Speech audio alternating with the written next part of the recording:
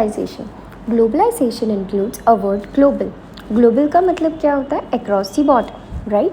तो ग्लोबल का मतलब होता है कोई भी कंट्री के साथ जब हम ट्रेड कर पा रहे, उनके कल्चर को अडॉप्ट कर पा रहे और न्यू टेक्नोलॉजीज़ को अडॉप्ट कर पा रहे और ट्रांसफ़र कर पा रहे एक कंट्री से दूसरी कंट्री में, उसी को हम बोलते हैं ग्लोबलाइजेशन।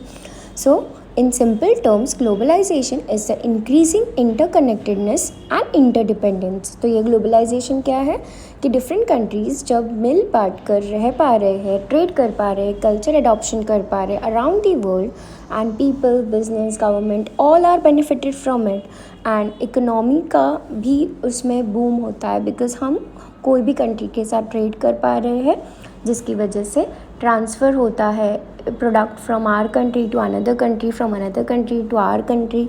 तो इससे बिजनेस इकोनॉमी इंक्रीज़ होता है। It's like the world is becoming a smaller place where events in the one country can have a significant impact on the other.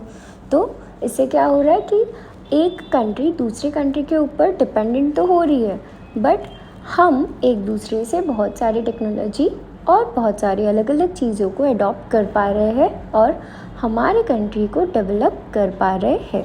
Okay, so globalisation 1991 में ये आया था न्यू इकोनॉमिक पॉलिसी के हिसाब से। Okay, सो ये ग्लोबलाइजेशन LPG जब आया था 1991 में, गवर्नमेंट ने ये डिसाइड किया था कि ये LPG का पॉलिसी हमारे इकोनॉमी को बूम करेगा। तो LPG का मतलब है liberalisation, privatisation and globalisation, and globalisation is one of the important concept to be understood so that आप ये ग्लोबल ट्रेड को समझ पाए। Okay, I hope you have understood.